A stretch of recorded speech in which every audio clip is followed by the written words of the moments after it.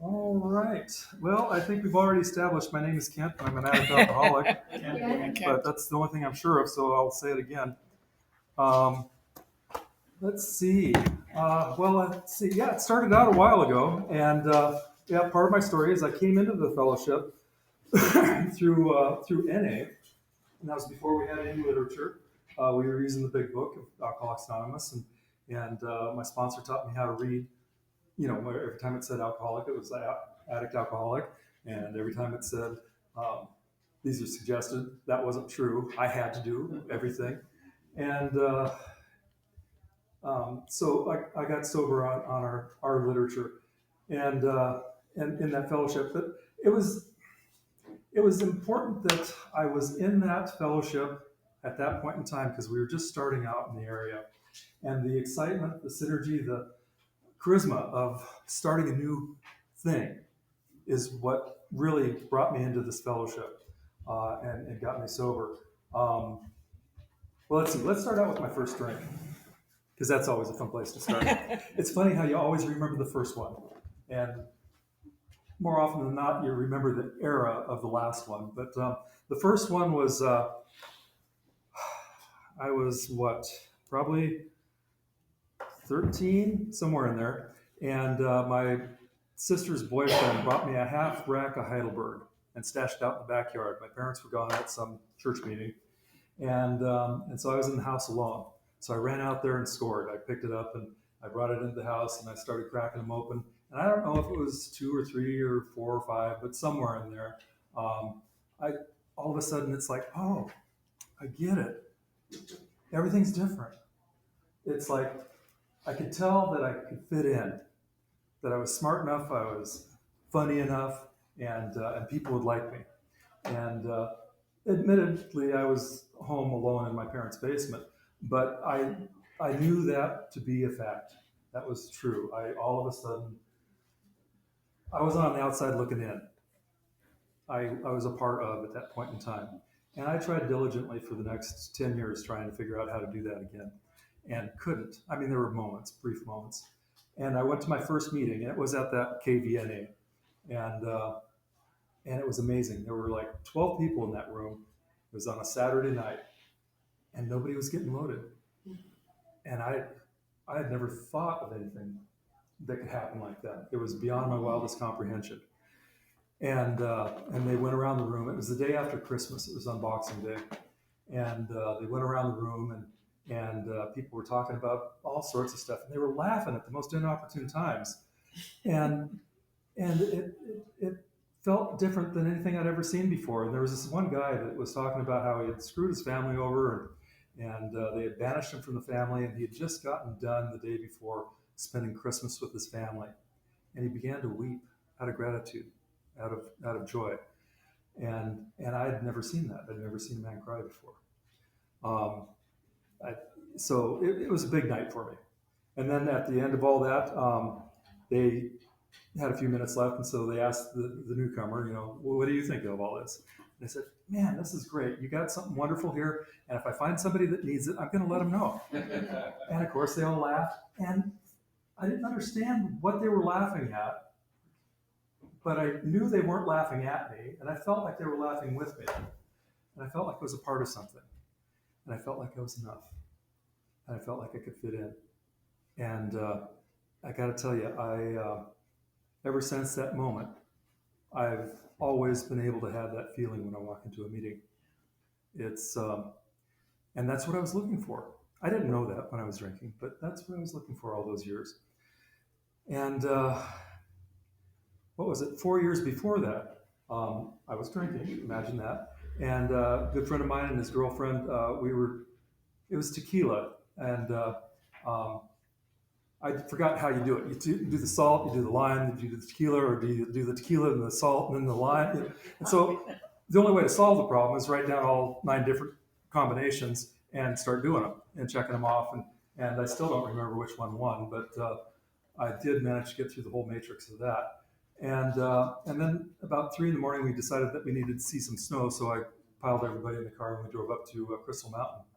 And we went up there, threw some snowballs, and coming back down, and I was taking a corner a little bit wide, and I saw a Volkswagen microbus coming up, and so I cut in, and then it must have been the car's fault because it overreacted, and I kind of catapulted off the inside of the curve and went off the bank, and it was, I don't know, 30 feet in the air, but the car inverted, and I went about 120 feet and hit a tree, and then came to rest, and the car was like that. But I remember upside down, I wasn't wearing a seatbelt, hold myself upside down on the roof of the car, and the steering wheel was going bang, bang, bang, back and forth. And all this underbrush, all the leaves and everything, going past the windshield. And I remember that very vividly. And then the next thing I remember is being outside of the car, and it was up at an angle, and there was fluid dripping from the front of it. I didn't know if it was gas or radiator fluid or whatever. And I was pulling my two friends out of the car, and that was the passenger rear door, which is the furthest one away from the driver's seat. And I don't know why my friend had a footprint on his forehead, but anyway, I was pulling him out of the car, and we all were okay. And we got up to the top of the hill, and the car that almost hit me was an attorney. He was going, and his son were going up to go skiing, and so we exchanged information and talked, and he was thinking that he was going to come back and see bodies, but anyway, lived through that. And the cop came and waited for a tow truck to get the car, and I don't know, hours and hours and hours later, they took me down to the cop shop down there in Enumclaw, or was it Black Diamond? Enumclaw, and I still blew a whatever it was, but I qualified. And I remember going into the DUI, and I got off. I got off. And so, it was just bad breaks and misunderstandings.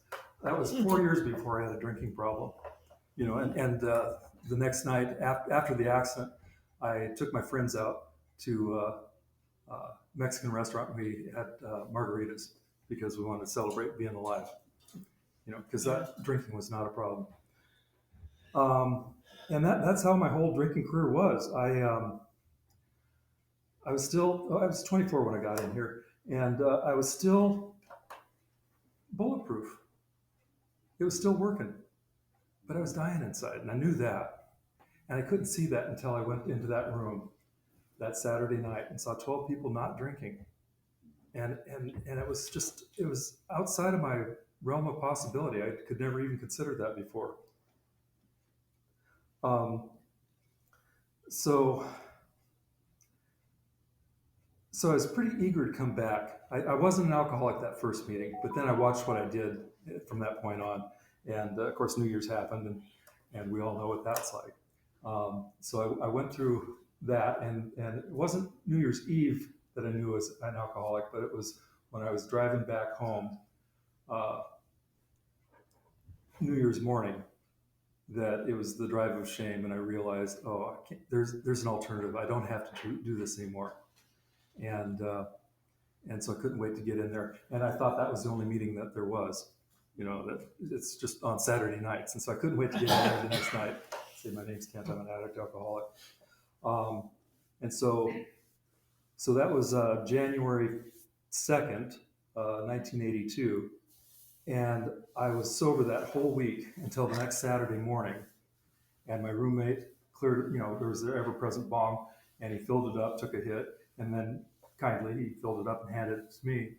And without thinking, I picked it up and started to light it up. And about half a hit in, I thought, I don't do this anymore.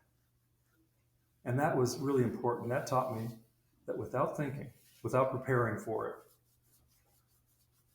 I'm an alcoholic, I'm an addict, I'm going to do that.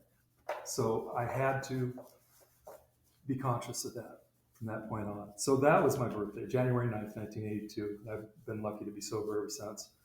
But that is only because I recognized that I had a good friend, a fellow named JJ. He talked about sobriety. He's like, an alcoholic not being drunk is like a rock flying up. You're defying gravity. And it takes constant vigilance to do that. Because my natural state is to be an alcoholic, to be drunk. And so I need to, like I said, without thinking, automatically I just pick that up. And so part of it is I control my environment, and I don't go to places where where that's going to happen or present itself. But then again, I don't stay away from that. Well, we're going to hopscotch around because I've got no idea how to present a linear thing. Um, I was a big Deadhead. I followed the Dead and loved the shows and and supported them as chemically as I could. And when I got sober, it's like I couldn't do that anymore. And every time they'd come to town, it'd be like, you hear the call over the horizon, and I just wasn't ready to do that. And I was fortunate enough that at about, what was it, 12 years sober, I was able to. I had enough sobriety under my belt at that time, and talked to my sponsor, and had an escape plan, and had it all figured out, and was able to go. And I had a great time, and I was able to see the Dead twice in sobriety before Jerry died. And what I know is that we can do anything in this program. We're not missing out, but we have to be conscious of what it is and be very aware of what our capabilities are, and not put ourselves in bad situations. But we can survive in any situation, if we have the program and the spiritual backing to do so.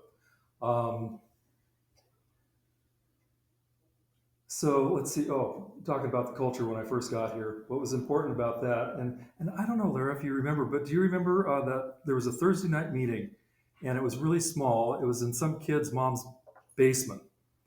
I mean, and it was before we had schedules. Were you? I don't think I okay, went to okay, maybe that happened before you came in. But we had this one meeting, and the name of the meeting was "Work the Steps or Die, Motherfucker." and we were very proud of that, and that was the culture. That was what was happening. And I came into this program, and I knew I needed a change because I was dying inside. We come here because we need to be connected. We need to be able to not be alone, and that's what I experienced in my first meeting, and that there was a possibility of being connected and being enough and fitting in. And so I was just really eager to start working the steps, and went through them, and of course had to be the best and the brightest, and I was looking for the gold star. And so yeah, I think before I had 90 days, I had pretty much gone through them. And actually I had tapped out my first sponsor, and I hopscotched up to his sponsor.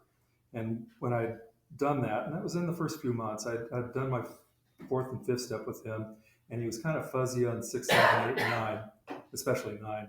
And so that's when I started looking at his sponsor. And so I went up to him, and I was terrified of this guy. He had more time than God. It must have been like 7 years. And Maury, you remember him? Yeah. And he just scared the shit out of me. So after a meeting, I was just scared shitless, and I went up to him and said, I need to ask you to be my sponsor. And he goes, okay, what's your problem? What are you working on? And I said, well, I work for a corporate office in California, and I'm supposed to be at any one of 3 locations, and I'm standing in my robe in my kitchen at 8 o'clock in the morning, calling up California before caller ID, and said, I'm in Linwood. And he goes, okay, call me at 7:55, and you can't lie to me. And it's okay, you tell me wherever you're at, but just call me at 7:55, and we'll talk for a few minutes, and then you call corporate and tell them whatever you need to. But that got me in the habit of calling, and so it developed the muscle memory.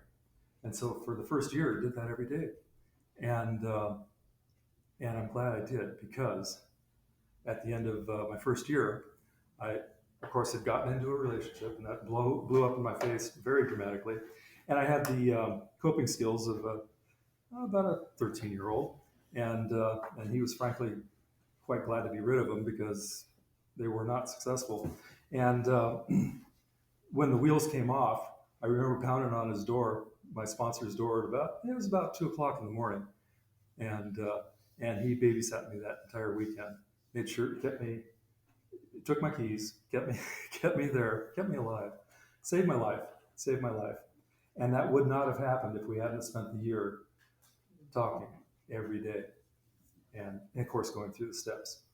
Um, and and that's what this fellowship does. It changed me at a basic level, even though I wasn't ready to change. Um, let's see. Oh, I've got a half a dozen little notes here, and so I want to touch on another good friend of mine in the fellowship taught me that anybody that's been able to string more than a few weeks together has figured out, and I think I've already said them, but it's the honesty, open-mindedness, and willingness that we all talk about, but he phrased it differently. He called it the 6 magic words, and that's, I need help, and I'll do anything. And with that, we can do anything here. And that's what happens when you find the courage to go up to a stranger and say, I like what you said, will you be my sponsor? And then become willing to do whatever they say. And I can't tell you how many times I've made amends when I wasn't ready, because I was told that, it's like, it's all connected, just do it. And you don't have to talk about the 3 pages that we went through and crossed out. We only talk about the 2 lines that are truly your side of the street. And even at the moment when it doesn't make sense, there's a willingness to do it. And for me, and it keeps always coming back to that, all the steps are about making me right-sized and keeping my ego from running away from me. And it's important for me to become compliant, to become subservient to the structure of this program, to the steps. And that's where the 6 magic words come in. I need help and I'll do anything. It's like, I will do anything. I will get out of the way for just an instant. I'll let go of the control of this for just an instant, and allow something greater than myself to intercede and emerge.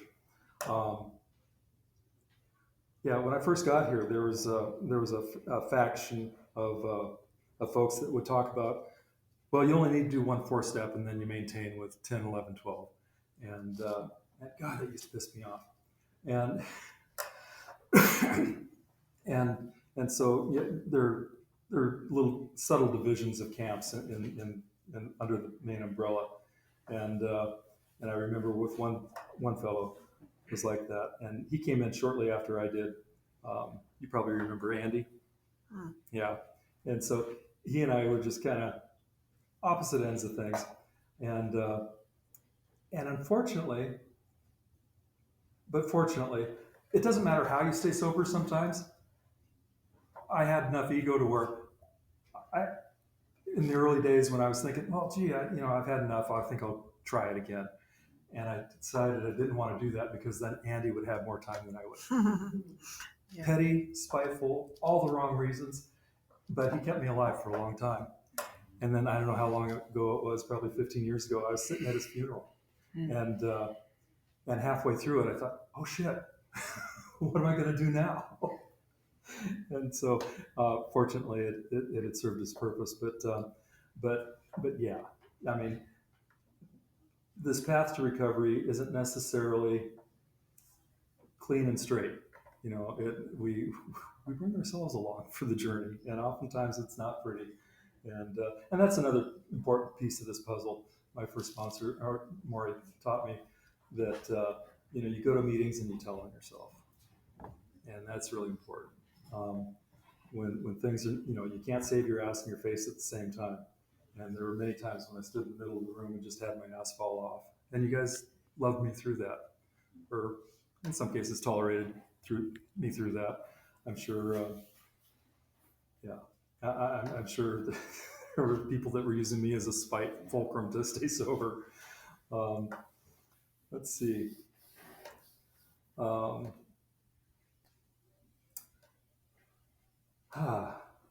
The spiritual component of this thing.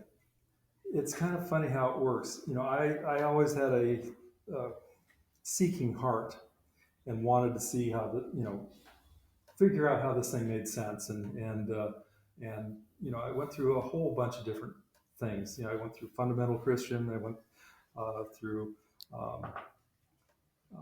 all sorts of different structures, and finally ended up on something that works for me. And that's what's amazing in this fellowship is it doesn't matter what that is. We support each other.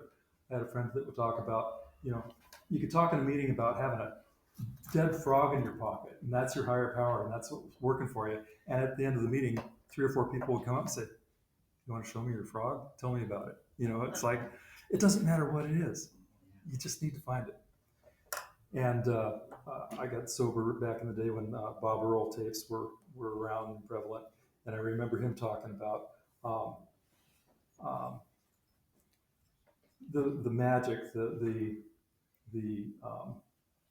miracle that happens when you turn your will and your life over to the care of a loving God of your understanding, is that your life is no longer in the hands of an idiot.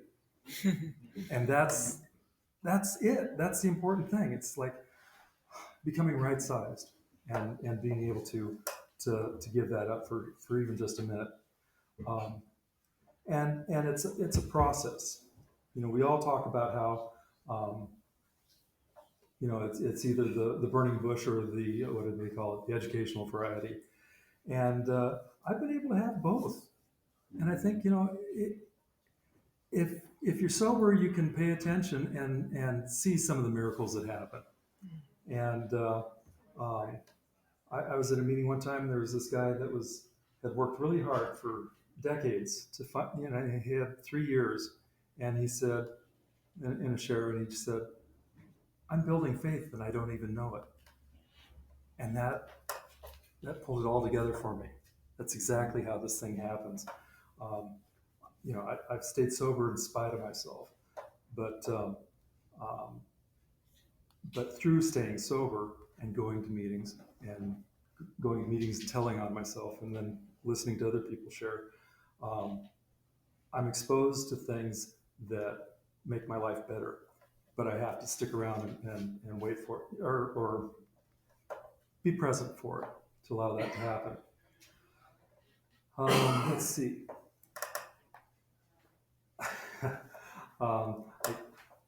I was on a cycle. It seemed to happen. They talk about like the 5-year crazies. We're cyclical. Everything's fine, and then all of a sudden, everything you're doing spiritually just doesn't work anymore. It's like, oh God, what do I do?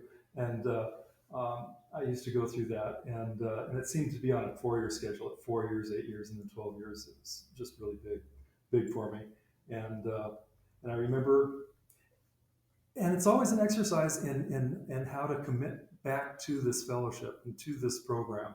I remember opening up the Yellow Pages and calling places of worship, whether it be Christian or Buddhist or Islam or whatever. And I was calling, and I said, "I'm in a 12-step program. I'm doing this for a while, and what I'm doing doesn't work anymore. How do you reinstill the spiritual connection?" And it was surprising how many of these professional men of God would go, "Bill, is that you? Quit making prank calls." Like, I wasn't taken seriously, but I kept doing it. And that's the willingness. And that's the ability to do whatever it takes to stay sober.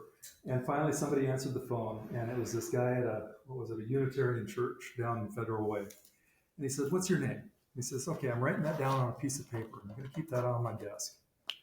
And then he talked about what prayer meant to him. And he had quoted Matthew Paul, one of those guys, and said, "I pray without ceasing," was the quote.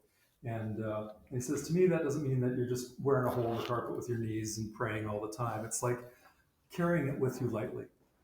And thinking about that. So what I want you to think about and carry with you this week, and you're going to do it for the whole week, and I've got your name here on my desk, so I'm doing it with you. I'm going to be thinking about you too.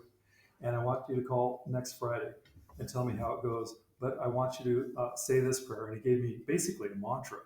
And he says, "Do that, and we'll talk next week." And we did that for a couple of weeks, and my life got better. And that he was doing what we do in here. You're not alone. I'm carrying your load with you. We can do this together. And that bought me another minute of sobriety, and we can build on that. Let's see. Another time when I was going through the 4-year crazies, I was talking to a friend, and I said, and talking about just how to get through this and find a new grip on this thing.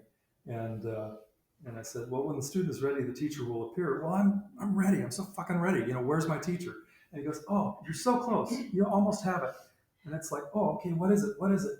And he says, when the student is ready, the teacher will appear everywhere.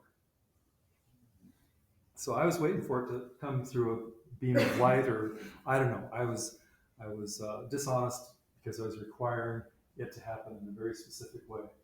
And the lesson is that I got to be open to it and be able to receive it from anywhere.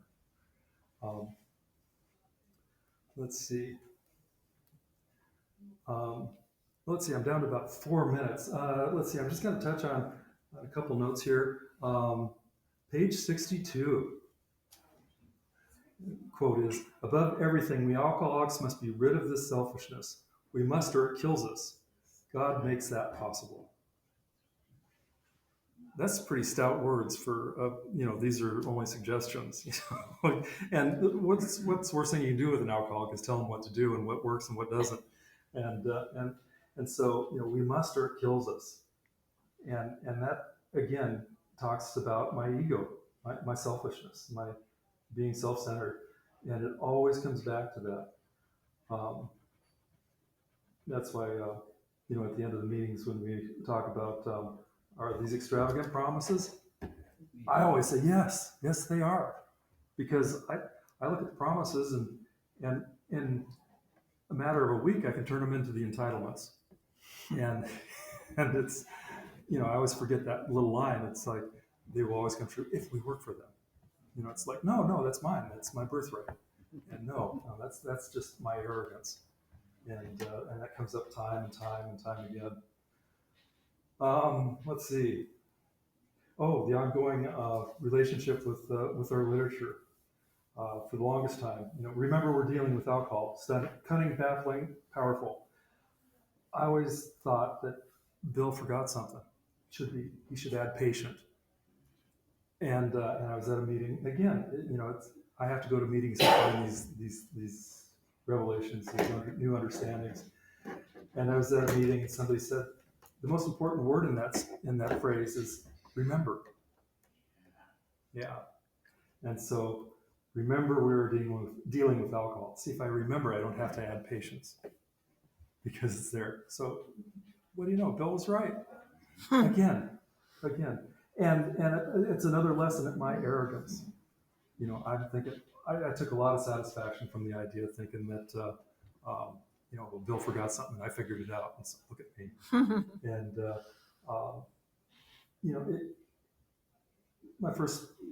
Maury's wife, Luann, she would always say, the longer you're sober, the more of a chance you get to wear all hats.